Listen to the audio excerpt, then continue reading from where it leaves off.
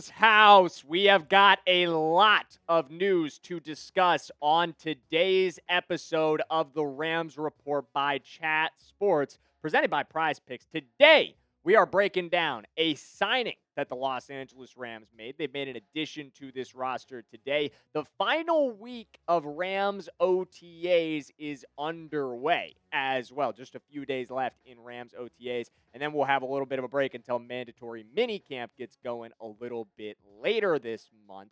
And then finally on today's show, we also have a new update on Aaron Donald. A lot of news coming for you guys on today's show. And if you want more Rams news videos like this one this offseason, I need you to smash that like button. I need you to hit that like button. Let's see if we can get 300 likes on today's video, Ramily. I think that's a good goal for the Rams house on today's show. Before we get into it, though, I do want to add one thing. We did discuss the Alaric Jackson news earlier in a other episode of today's show. We're not going to recover that on today's show. Obviously, if you want more information around the situation that went down with Alaric Jackson, we have covered that here on the Rams Report. We are not ignoring it whatsoever. We do have a video out on that one if you want more information around Alaric Jackson and his arrest. But on today's show, we're going to focus on some other Rams topics.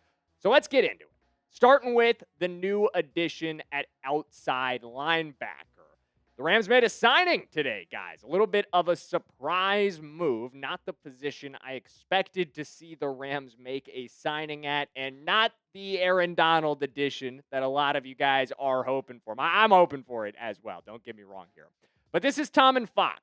Tomon Fox comes in as a free agent addition from the New York Giants. He spent the preceding 4 years of his career, from 2021 to 2025 in New York, playing for the Giants, primarily as a special teamer. He's seen rotational usage as well as an outside linebacker. And I look at our linebacker depth chart. This is a position that we needed to continue to add depth to. Obviously, and we'll talk about Myles Garrett and how he factors into this conversation a little bit later on today's show. But this outside linebacker room, and honestly, in our pass rush in general, if you want to go zoom out a little bit, it needed better depth. You look at Myles Garrett, obviously the top end. He's going to be playing along that edge. I think Fox will get some of these snaps as well. He's an outside linebacker by name, but we all kind of know how the Rams use outside linebackers as edges almost. Like, I think you can call Byron Young an outside linebacker. You can call Byron Young an edge. You could call Josiah Stewart an outside linebacker. You could call Josiah Stewart an edge. These are all, I would say, somewhat accurate names for these players. Generally, they fall under the bucket of outside linebacker, but we know the Rams tend to use these guys as pass rushers. Tomon Fox factors into that, but his primary role is going to be assisting Bubba Ventrone as far as special teams goes. He's going to be a brand new addition to that unit to continue changing the culture of the worst aspect of this Rams unit over the last couple of years. The biggest and most glaring issue for this Rams team, beyond its secondary, which we had discussed to death on this show, of course, all Rams fans have focused on it. I think the thing that gets less conversation but was just as bad was our special teams unit last season. And of course, you have the big emphatic exclamation mark of Xavier Smith's fumble in the NFC Championship game, but there were issues all season long underlying this, and Ventrone and new additions like Tomon Fox hopefully help change the culture there.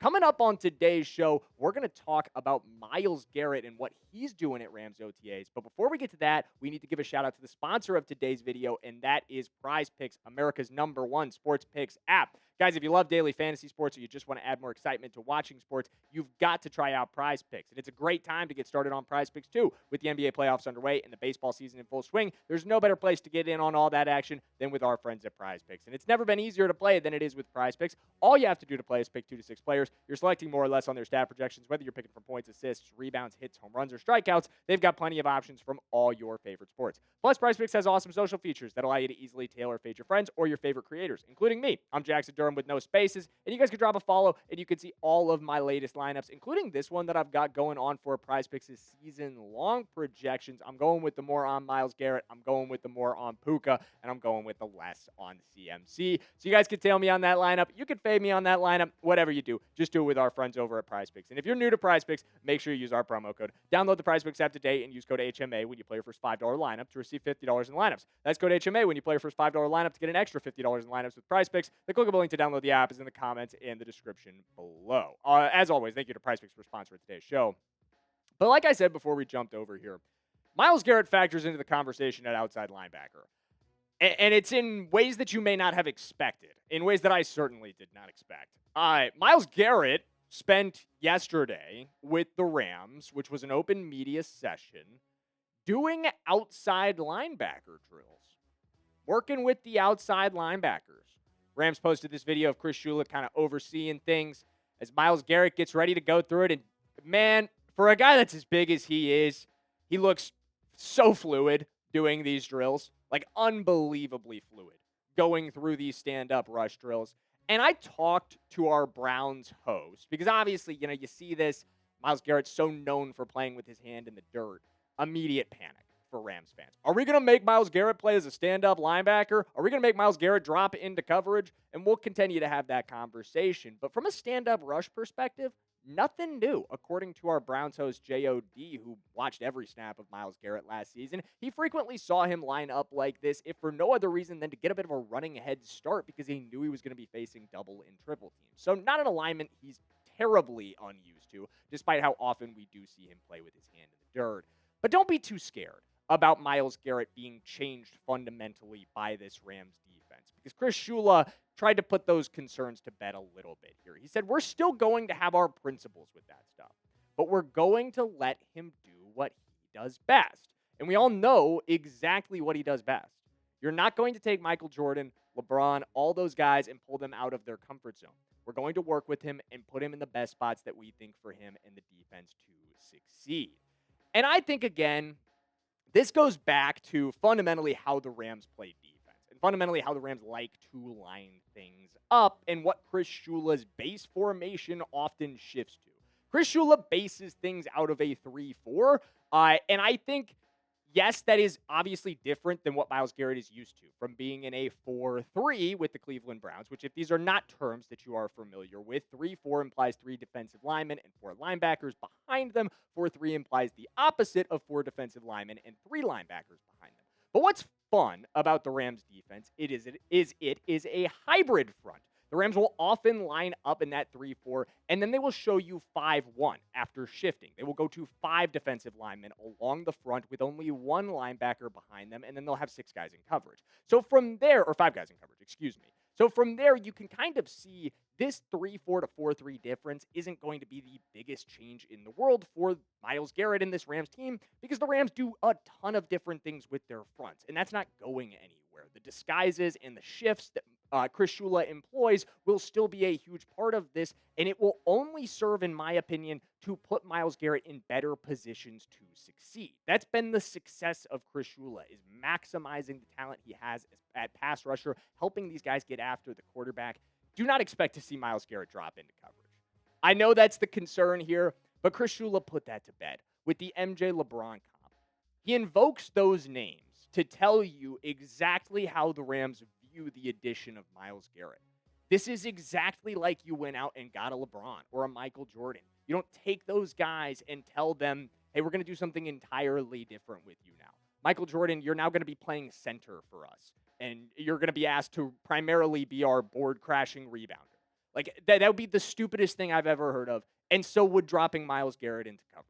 That is what Chris Shula is saying here. You're not going to see the same role that Jared Verse played. They're very different players, and Chris Shula understands and appreciates that. Next, let's talk about another potential Rams pass rusher here. Obviously, as of right now, he's still the greatest Rams pass rusher of all time. I think he still will be, even if Myles Garrett goes off. It's Aaron Donald, my friends. And his potential return has been the biggest talking point around this Rams team since Myles Garrett was traded for. And finally, we heard from Adam Schefter on this. It feels like maybe the NFL's biggest insider, Adam Schefter, had kind of been a little quiet around the Aaron Donald situation. A lot of people sounding off on this one. But finally, Schefter does. And in his conversation, this was on the McAfee show, he said, if I had to guess, I would guess it does happen. He said this today. If I had to guess, I would guess it does happen. So for those of you saying yesterday, when I told you guys pretty much exactly the same thing, the odds are greater than 50%. Something else that came out of Adam Schefter's mouth. If you had to guess a percentage, it would be greater than 50%. If you didn't trust me and my words on it and people I've heard from, how about the NFL's leading insider saying the exact same thing? The smoke just keeps building, my friends. It is full on in fuego around Aaron Donald.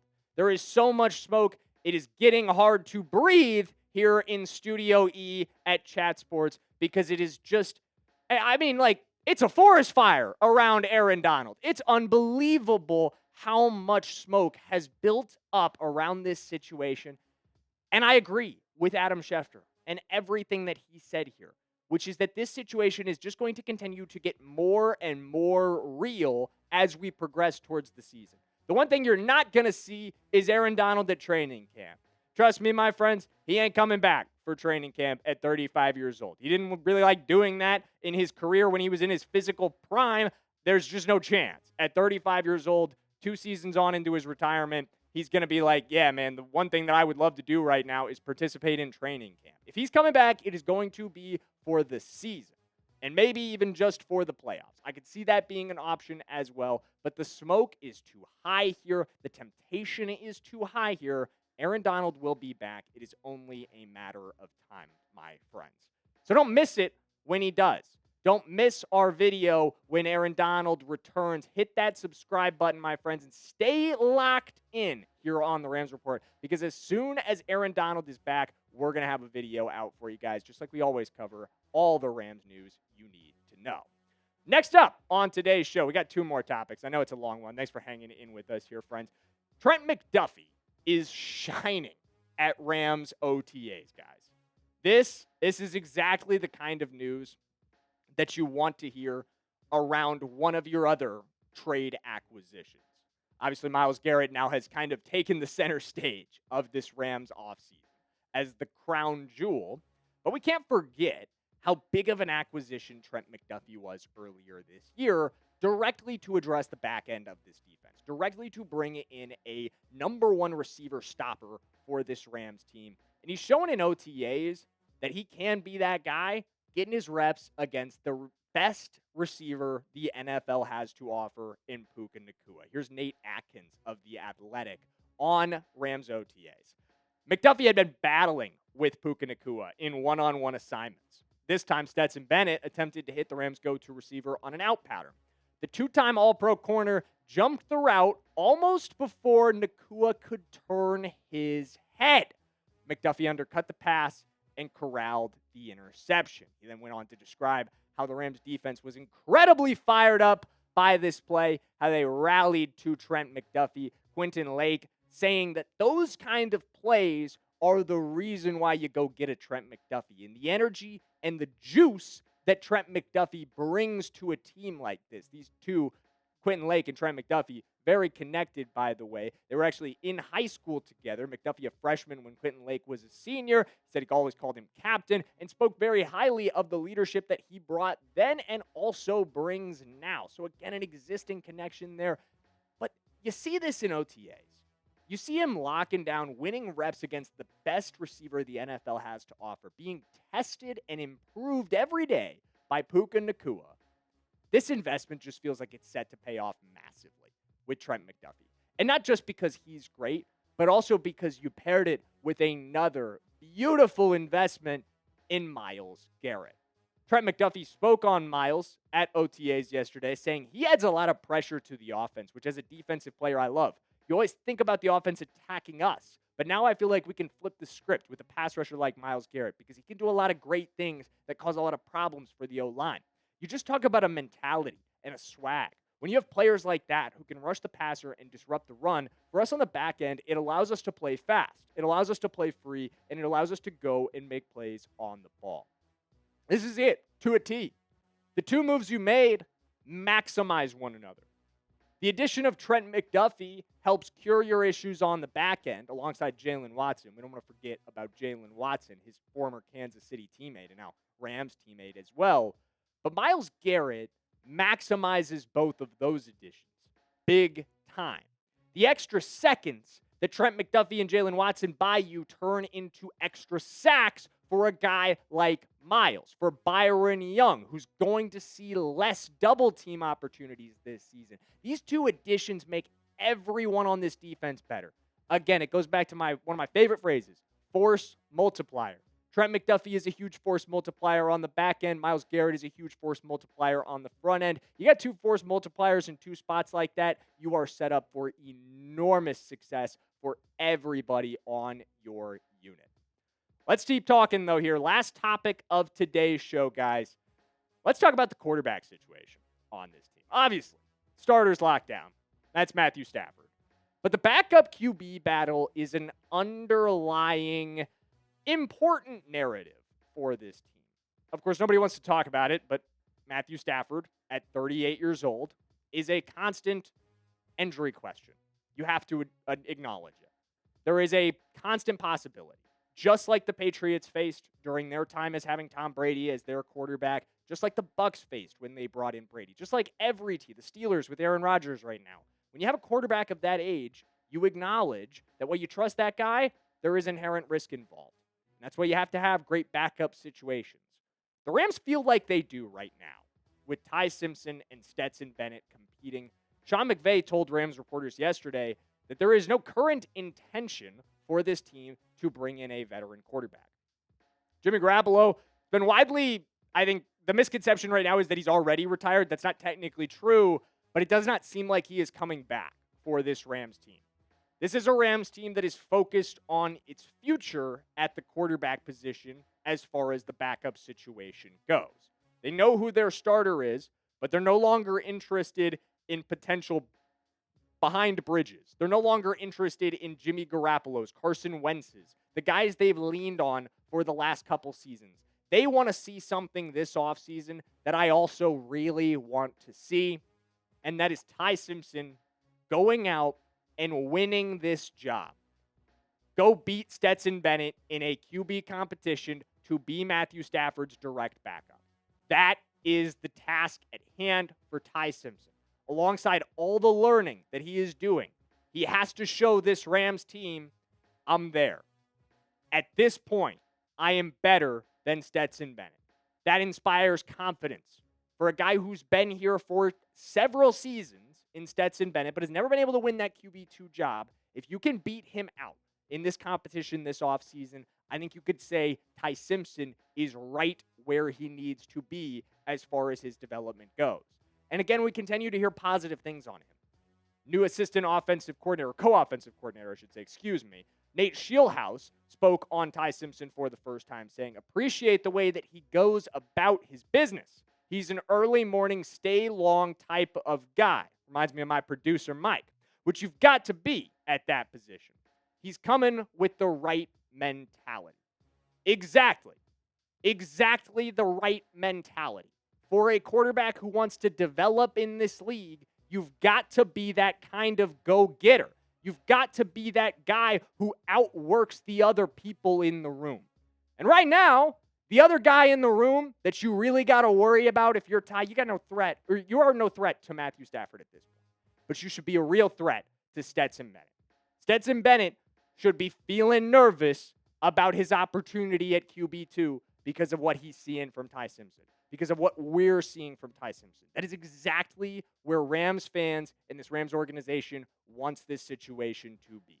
Ty Simpson winning this job this offseason and asserting himself as the future of this team.